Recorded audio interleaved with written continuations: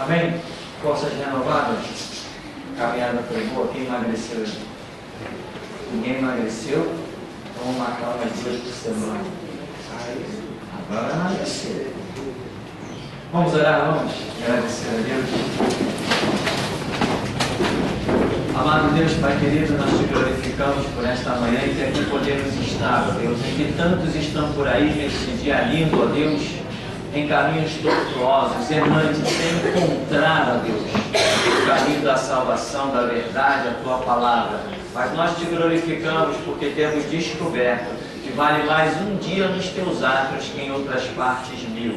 Por isso nos dá a Tua graça para a porção desse dia. Que nesta manhã, ó Deus, saibamos colher um maná suficiente para que o Teu nome seja glorificado. Abençoa nossa mente e compreensão, ó Deus, para que verdadeiramente sejamos o que Tu esperas. Ovelhos aprovados que não têm do que se envergonhar e que maneja bem a palavra da verdade. Assim nos concede a Tua graça, em nome de Jesus. Amém. Nós vamos seguir nesse primeiro bloco, nessa primeira etapa, com dúvidas, perguntas, né? Tem sido muitas, algumas pessoas têm mandado e-mails, outras têm tentado até, né, um horário comigo.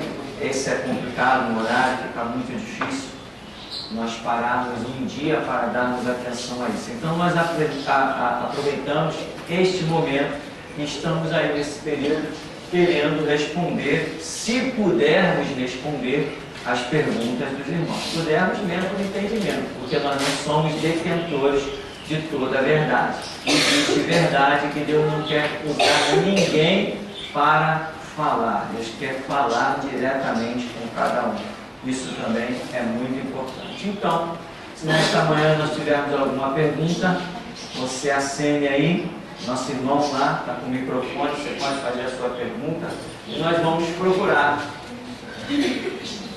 descobrir o que a Bíblia diz. Amém? Alguma dúvida? Alguma pergunta? Me trouxeram um jornal nesta manhã. Trouxeram vários jornais, né? Estou virando jornaleiro, tanto jornal que eu recebo nos últimos dias. E aí, irmão, é tanta coisa. Uma das coisas que me chamou a atenção, foi trazer agora, é esse rapaz chamado Garotinho, que não cresce de jeito nenhum.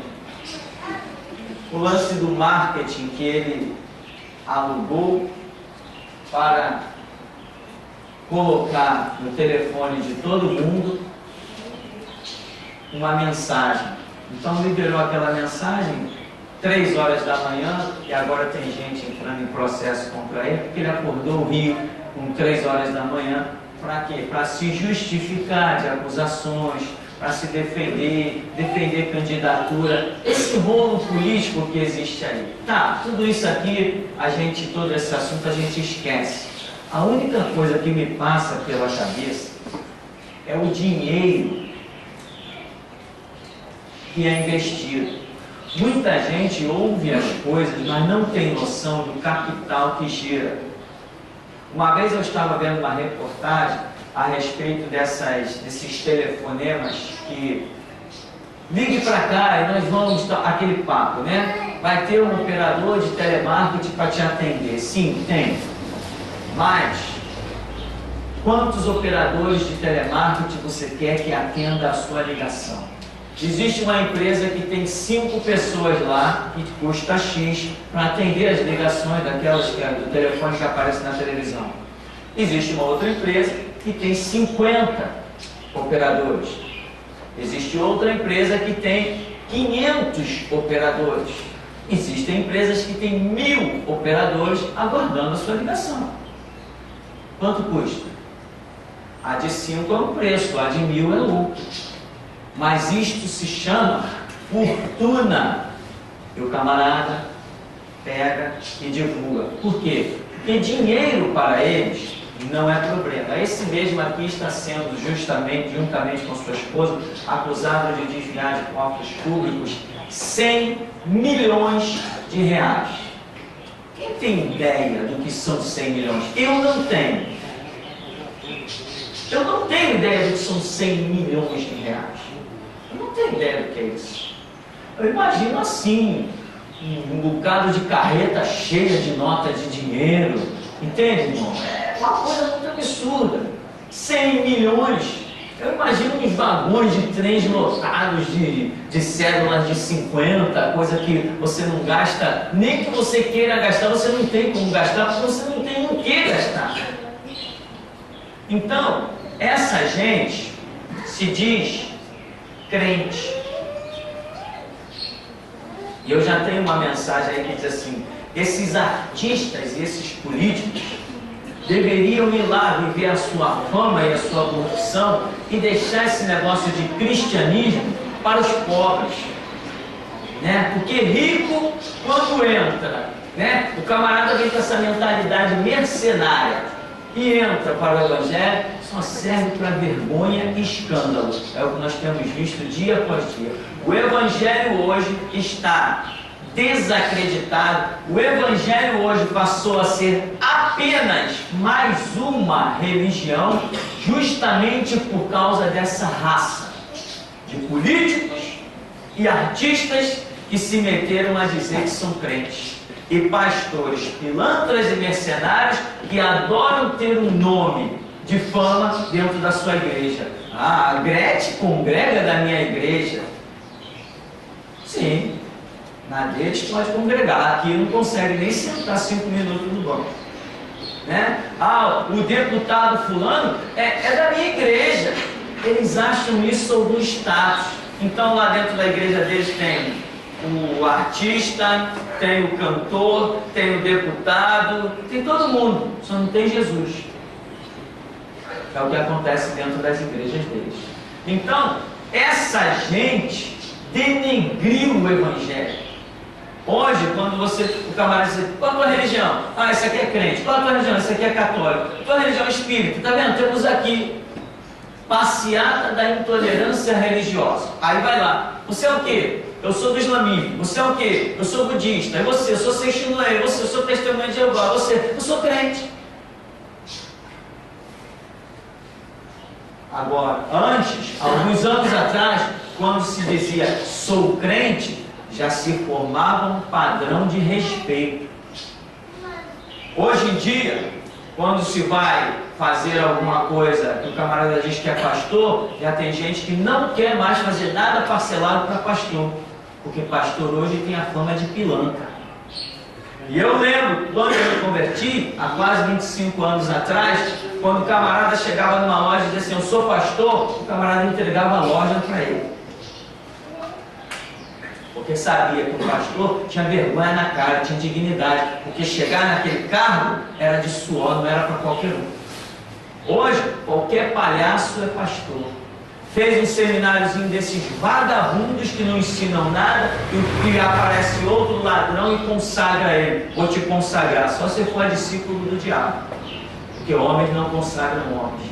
Então, eu fico imaginando o dinheiro que essa gente coloca, porque não sai do bolso deles, sai do medo dos seus. Nós que pagamos impostos para eles roubarem. Quando eu fui ver uma filmagem para a TV, uma vez eu estava vendo quanto ficava a questão de colocar um programa na televisão, e eu cheguei em uma empresa aqui no centro da cidade para fazer um programa, uma filmagem de apenas 30 minutos. 30 minutos de filmagem. Ia lá o camarada com a câmera, uma câmera velha inclusive, ia filmar 30 minutos. Ele me cobrou por 30 minutos de filmagem R$15 mil. 15 mil reais. Falei assim: 15 mil reais? Falou: é, 15 mil reais. E nós somos o preço mais barato no Rio de Janeiro. Eu falei assim: só que a televisão que vai reproduzir o meu programa, ela está me cobrando apenas por mês R$3 mil. E você, em uma filmagem de meia hora, está me cobrando R$15 mil. Cada filmagem que eu fosse fazer de meia hora, o preço seria 15 mil reais. Eu falei assim, não, está fora da realidade. Ele pegou, me levou, vem cá conhecer o nosso estúdio. Quando eu fui lá, ele falou assim, tá vendo isso aqui? Esse aqui é do PT, esse aqui é do PTB, esse aqui é do PSB, esse aqui é tal. Eles estão me pagando 15 mil reais por filmagens de 15 minutos. Estou te dando uma promoção. Cada filmagem dos caras, por 15 minutos do programa eleitoral, saía a 15 mil reais. Eu falei assim, não, mas meu negócio não é isso. Meu negócio é a igreja, tá? Não, a igreja, tá? Então vamos fazer o seguinte. Resultado, os 15 mil reais caíram para 2.500 reais. Parece não, ainda assim está fora da realidade. Né? Em outras palavras, pode ficar com o seu estúdio e eu vou ficar com os meus sonhos. Hoje os meus sonhos são realidade, porque a internet é muito melhor do que televisão.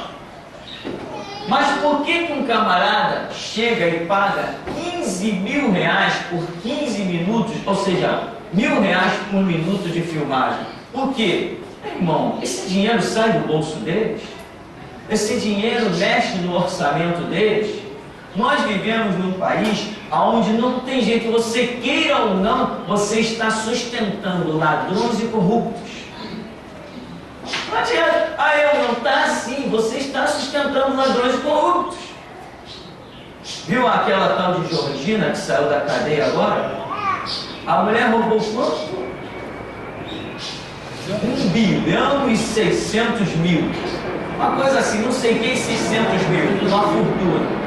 Aí ela foi condenada a devolver. Ela devolveu os 600 não sei o que lá. E o resto, a massa mesmo do roubo, ninguém sabe onde está. Então, quer dizer, quanto tempo ela ficou na cadeia? 5 anos?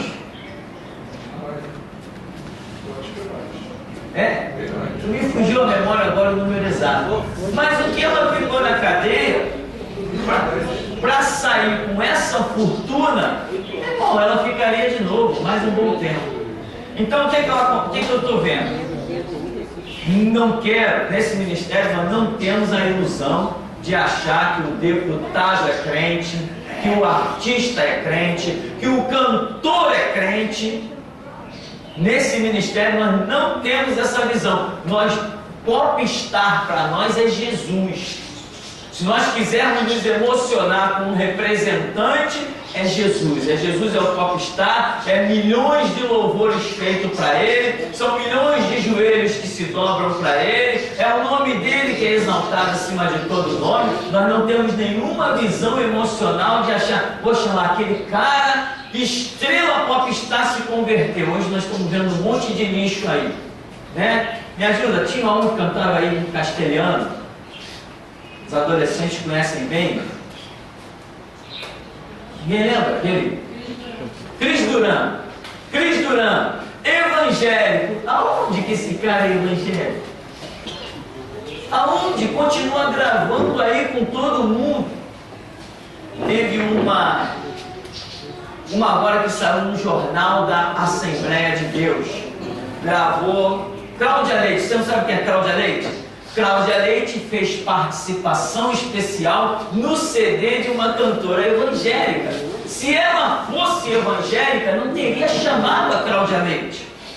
Porque o louvor da Cláudia Leite não é aceito no reino do nosso Deus. Então nós temos que aprender a fazer a diferença. Para nós, no reino de Deus, não interessa quem canta bem, bonito ou tem voz afinada. Para nós interessa quem tem coração de adorador. Deus não está procurando quem canta bonito, Ele está procurando os verdadeiros adoradores, que adoram o Pai em espírito e em verdade. Então, nós estamos vivendo essa era terrível, que inclusive tivemos aí pessoas importantíssimas que tinham se convertido. Quem não lembra de Marcos Nascimento? Quem não lembra desse homem? Como foi importante quando ele se converteu depois de tudo aquilo que ele conta. Mas hoje virou político e mercenário e outras coisas mais. Por isso que virou o Matos Nascimento. Hoje nós temos aí um camarada que despontou, o Lázaro. Quem é o Lázaro hoje? O Lázaro hoje é aquele cara que está cobrando de 15 a 25 mil para se apresentar, de preferência dos chamados showmícios, né? Showmício, sei lá se escreve assim, inventaram essa palavra, acho que não tem nem no dicionário. Showmício. Quem é o Lázaro hoje? Pega os trabalhos de quando ele despontou e pega as composições dele atual. É lixo, sabe o que é lixo? É lixo, porque eu tenho as composições dele atual, baixadas na internet, não presta pra nada. É um verdadeiro lixo. Onde está a unção? Já foi por ralo abaixo. Onde está a graça? Já foi por ralo abaixo. Se você quiser ouvir certas músicas, quiser ouvir música, muitas vezes também está sendo compensado você ouvir uma música popular, está te agradando mais do que a música evangélica. Quem suporta ouvir a melodia? Quem suporta ouvir aquilo? Quem suporta ouvir a El Shaddai? Então, meu irmão, entrou política, entrou essa baboseira toda, esse nome de artista, né? Ah, está aqui em nosso meio. O irmão nasce dentro da igreja, vira adolescente dentro da igreja, está lá em todos os cultos estudando a palavra, em todos os eventos da igreja, vira um jovem dentro da igreja, vira um adulto dentro da igreja, e o pastor nunca disse assim, está aqui em nosso meio um irmão lá, ó, nascido e criado no evangelho, dando testemunho, nunca disse. Aí aparece um aventureiro desse que veio do prostíbulo onde senta no meio da igreja, está aqui o fulano de tal. Eu sou revoltado com isso. As Assembleias de Deus foram um grande palco dessa palhaçada. Irmãos antigos, dando testemunho dentro da igreja, nunca tiveram direito a chegar e pegar no microfone para fazer uma oração nem contar um testemunho. Mas aparecia um transeunte desse, não, que veio da prostituição e vai dar o testemunho. Ué, e o que isso me edifica? Alguém veio da prostituição para dar testemunho. Está aqui um homem de Deus, quer dizer que quem está ali dentro da igreja, que tem a sua vida dia a dia com Deus, não é homem de Deus. Mas quem está passeando, né, muitas vezes vem, cobra para dar um testemunho, como fazia o Matos Nascimento. Não, eu quero 15 mil reais para testemunhar na igreja. Mas por quê? Não, porque quando eu testemunho, as pessoas se convertem. Pô, desgraçado. Eu nunca conheci ninguém convertido por testemunho. Eu conheci conversão à palavra de Deus e não a testemunho de ninguém. Então, meu irmão, nós somos voz de restauração. Por isso pregamos assim, por isso falamos assim, e não temos achado ninguém mais com coragem para fazer o que nós temos feito. Como eu falava ontem lá na Quinta da Boa Vista, né? Tem crente que treme só de ler as nossas camisas. Porque eles não têm essa unção, eles não têm essa graça, não têm essa coragem para vestir uma camisa como a que nós vestimos. Então, essa é a nossa primeira posição. Alguma pergunta? Não? Nenhuma?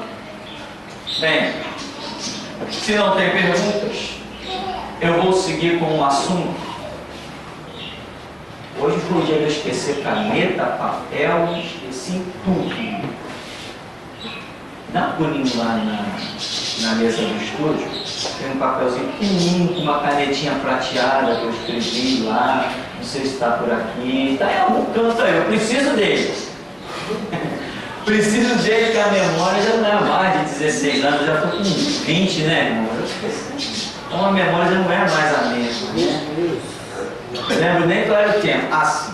Queria falar de um tema importantíssimo. Um tema sério. É o tema amizade. Nós já pregamos muito sobre isso, não já? Amizade, coleguismo.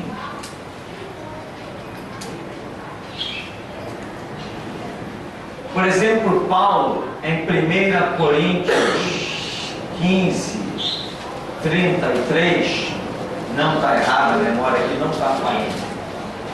Ele diz assim: não vos enganeis.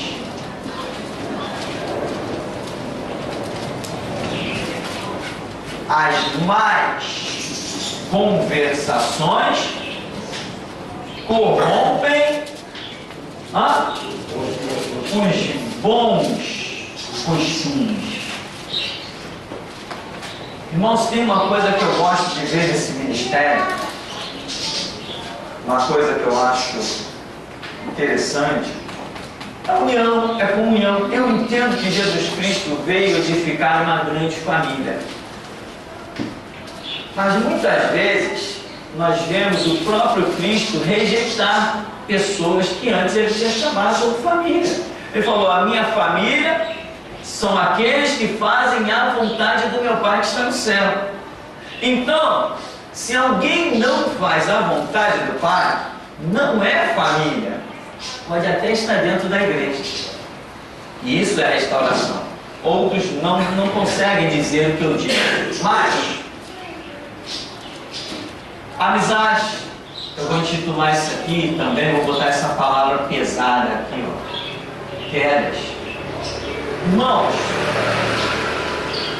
muitas vezes eu já disse, antes de ser pastor, bem antes de ser pastor, eu sou pastor há quase 11 anos, né? Pastor presidente, vamos dizer, dirigindo a igreja. Eu já fui pastor auxiliar antes de vir para cá. Eu auxiliei uma igreja durante quase 5 anos, onde eu ali era o braço direito do pastor. Trabalhava muito mais que ele, enfim.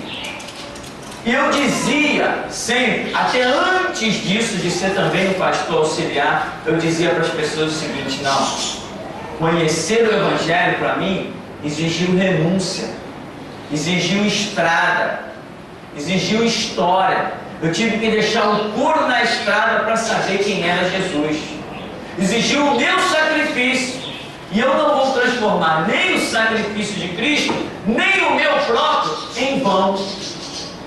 Portanto, eu não quero saber de amizade, eu não quero saber de amiguinho, eu não quero saber de ninguém. Eu quero saber seguir a Cristo. Eu não vou transformar o que eu já sofri em vão. Não vou perder esse caminho. Muita gente me achava radical, mas eu estou de pé. Muita gente me achava: não, mas não é bem assim, ó. Nem adianta tentar me convencer. Eu sei, eu dizia, eu sei o que eu passei para chegar até aqui. Não vai ser um namoro, um noivado, um casamento, um amigo, um filho, um pai, uma mãe que vai me fazer esquecer o que eu já passei para hoje conhecer Cristo face a face. Então eu não admitia. Hoje muita gente tem caído porque está esquecendo o que já passou para chegar até aqui. Não está valorizando o seu próprio sacrifício. Eu sei o quanto custou para chegar atrás de um culto. Eu sei o quanto eu tive que encarar e sofrer. Como de vez em quando eu falo com os irmãos aí, eu passei meses, sem saber o que ia comer no dia seguinte, fazendo projetos de comer somente arroz com macarrão, para não morrer de fome, com filhos em receitas médicas no bolso. Levava o filho no pediatra, o médico passava 3, 4 remédios, ficava no bolso. Não tinha de onde tirar para comprar de remédio para o filho. O filho está de pé até hoje, porque Deus é fiel. Mas aquilo nos angustiava. Outros nos chamavam de vagabundos. Outros diziam que não queríamos nada. Isso não é só comigo, você também já não tem passado por isso? Então valoriza isso, irmão. Porque vai chegar uma hora que vão ter que olhar para você como olha para mim. Pô, aquele cara é mercenário, mas no fundo ele sabe, o cara é um vencedor. Ele pode falar que eu sou um ladrão, mas ele sabe no coração dele, porque o Espírito Santo trabalha, ele sabe que eu venci. Ele sabe que eu triunfei. Nada me derrubou, nem as palavras dele não me pararam. Então, meu irmão, valorize o seu próprio sacrifício. O de Cristo você tem aquela visão, mas e o seu próprio? Junta as forças do sacrifício de Cristo com o seu próprio. Então a Bíblia diz, Paulo adverte, não vos enganeis. Muita gente está se enganando. Não, eu posso estar no meio aqui, todo mundo está errado e corrompido, mas eu vou me manter firme. Não vai não. Foge desse meio corrompido. Escapa dele. Pastor, onde está o meio corrompido? Pode estar à tua volta, em qualquer canto. Dentro da igreja, dentro da tua casa, pode estar no teu trabalho. Eu não sei onde está, mas foge dele. As más conversações corrompem os bons costumes. Você pode dizer assim, não, eu vou manter o meu bom costume, eu conheço a Bíblia, eu conheço o Evangelho. Meu irmão, se você estiver sendo saturado de palavras contrárias, você vai se deixar corromper, porque nenhum ser humano está provado cientificamente, é forte o bastante para ficar resistindo, lutando a vida toda no mesmo ponto. O fator psicológico não nos permite suportar a mesma luta tanto tempo. Por isso que a prova de Deus tem princípio, meio e fim. Por isso que Tiago escreve dizendo que Deus não nos deixa ser tentados além do que podemos resistir. Se Tiago diz isso, significa que nós temos um limite. Nós temos um limite. Sabe o que eu quero te dizer, meu irmão? Se teu irmão está te enchendo o saco, começa a passar por ele da sua paz do Senhor. Se ele está sentando do teu lado e está te enchendo o saco, meu irmão, tem outras cadeiras, tem 50 cadeiras na igreja. Senta no chão aqui na frente, mas não deixa ficar se corrompendo. Tem gente que já sai daqui de dentro do culto com um monte de ladainha na cabeça. Larga isso, meu irmão. Senta em outro canto, procura outro lugar para sentar. Valoriza o teu sacrifício, valoriza a tua dificuldade. Deus tem um plano para você, mas será que você vai chegar até ele amanhã? Olha quantos já caíram, olha para trás. Olha quantos já sentaram do seu lado aí nesses bancos. Então, não se deixe enganar. Nenhum de nós é super-homem. Lembra que Paulo diz assim, ó, resiste a isso, resiste aquilo outro. Mas quanto à prostituição, foge da prostituição. Ele está me mandando resistir, mas ele não diz para mim, resiste à prostituição, ele diz, foge dela. Paulo, na cabeça dele, compreendia que o ser humano não era forte o bastante para ficar resistindo. Ele tinha que fugir daquele ambiente, ele tinha que fugir daquele meio. Era o que Paulo entendia. Estou apenas colocando o que Paulo entendia. E Paulo diz, não vos enganeis. As más conversações corrompem o bom costume mesmo. Vai, pastor, tem um monte de amigo que é funkeiro. Daqui a pouco você está compondo funkzinho para Jesus. Duvido se não está. Se está. Não tem um monte aí? Não, está aqui o, como é que chama? MC, né? MC DJ Vasconcelos da Silva, Paulo de Oliveira, etc. Está lá o cara. Não, você se converteu, eu me converti. Eu era funkeiro do mundo, agora eu sou funkeiro de Jesus. Se converteu aonde? Dentro da igreja não cabe esse ritmo de funk. Dentro da igreja não cabe o ritmo de samba. Um sambinha para Jesus lá no rádio você ouve, mas aqui dentro não cabe, não tem clima para isso. Ou tem? Não, eu compus uma valsinha para Jesus. Tudo bem, para a gente ouvir no CD, ouvir dentro de casa, mas para tocar dentro da igreja não vai, não cabe. E hoje as pessoas estão querendo que os seus ritmos, né? Não tinha um tal de Marcelinho Carioca? Se aposentou esse cara? Era um jogador de futebol, baixinho. Esse aí montou uma banda. Não, que eu me converti e tal. Aí montei uma banda, era Sun Gospel. Inventaram o nome lá, ou seja, samba gospel. Não cabe isso. Você já vê que a pessoa está sem direção, está desorientada. Mas por quê? Meus amigos são todos pagodeiros. Eu não quero sair do meio deles, então eu tenho que me juntar a eles. Eu vou fazer o quê? Eu vou ajustar o Evangelho às minhas amizades, ao invés de ajustar as minhas amizades ao Evangelho. Diz Paulo, né? As más conversações corrompem os bons costumes. Irmão, valoriza o teu sacrifício, entendeu? Valoriza, porque igreja, reino de Deus, isso aí é a coisa mais fácil que tem de se perder, é a direção espiritual. É a coisa mais fácil que tem de se perder. Se você não valorizar, não que, poxa, a minha mãe, não, o meu pai, não, como é que eu vou fazer? O meu filho. Não interessa o que você vai fazer. Interessa que você não pode desviar os olhos de Jesus. Ser firme e radical na doutrina do Evangelho. Se você vacilar aqui, meu irmão, eu te digo uma coisa. Se você for firme na doutrina do Evangelho, pode se preparar para a renúncia, para perder algumas coisas que esse mundo aí está querendo oferecer. Então Paulo está dizendo que as más conversações corrompem, acabam com os bons costumes. Nós ainda vamos caminhar bastante nesse tema aqui. Outra coisa, frisar aqui, as más conversações.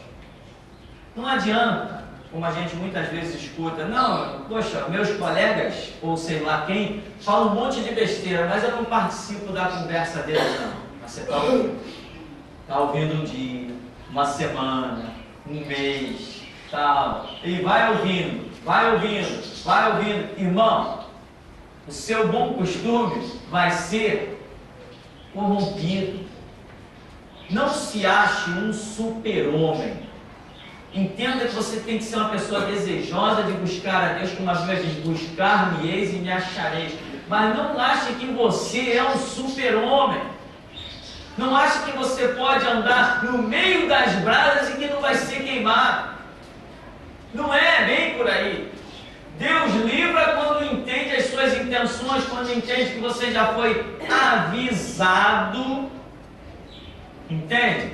E deu atenção ao aviso de Deus. Então Deus está sempre com a mão sobre você. Mas se você é avisado e não atenta, não dá valor ao aviso de Deus, você vai cair como qualquer um cai. Tem gente que se deixa tanto envolver por palavras dos outros que esquece detalhes importantes. A pessoa viu, presenciou e entendeu que um determinado fato X era algo de Deus. Mas daqui a pouco ele é tão envolvido em palavras, blá. Daqui a pouco aquilo que era um fato de Deus, ele com as suas atitudes já está negando. Porque ele foi corrompido psicologicamente. Ele esquece o que Deus falou e passa a dar atenção no que as más conversações estão falando.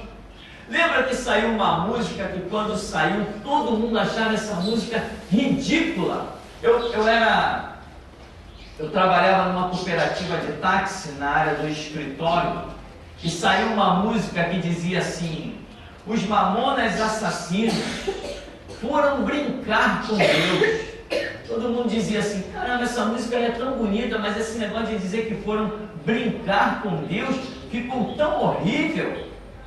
Aí saiu uma reportagem, uma entrevista, e aí as pessoas telefonavam para a rádio. Lá ficava o dia todo no trabalho, no rádio ligado. As pessoas ligavam para a rádio e diziam assim: não, essa parte ficou ruim, mas o resto da música é bom.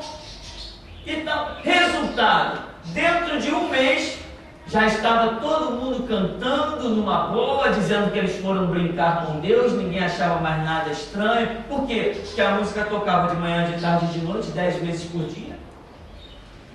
Todo mundo foi saturado com aquela mensagem psicologicamente, daqui a pouco todo mundo já aceitava numa boa. No meu trabalho, éramos 5 funcionários. Os 4 diziam que aquilo ali, no começo, quando a música saiu, falar que foram brincar com Deus tinha ficado horrível. Um mês depois, eles disseram que não tinha nada a ver, que a música era toda boa, que aquilo ali era legal. De tanto a música tocar, os sentidos deles foram corrompidos. O que antes eles achavam errado, agora eles já acham certo. Eu quero apenas alertar, irmão, a igreja de que as más conversações corrompem os bons costumes. A Bíblia diz: andarão dois juntos se não estiverem de acordo? É para isso que nós temos que atentar. Não dá para andar juntos se não estiver de acordo, né? Bom, e esse é o propósito de Deus, mas eu só vejo esse propósito com condição de se cumprir mesmo lá no céu. Bom é que todos nós sejamos uma grande família, mas aqui na terra é complicado. Aqui na terra é exigido muito mais a vigilância. Às vezes, os que estão mais próximos, pode ser o que mete contigo a mão no prato, em outras palavras, né? Então, as más conversações corrompem os bons costumes. Perguntas? Ninguém? Bom, então nós vamos dar uma paradinha mais cedo para voltar no próximo bloco.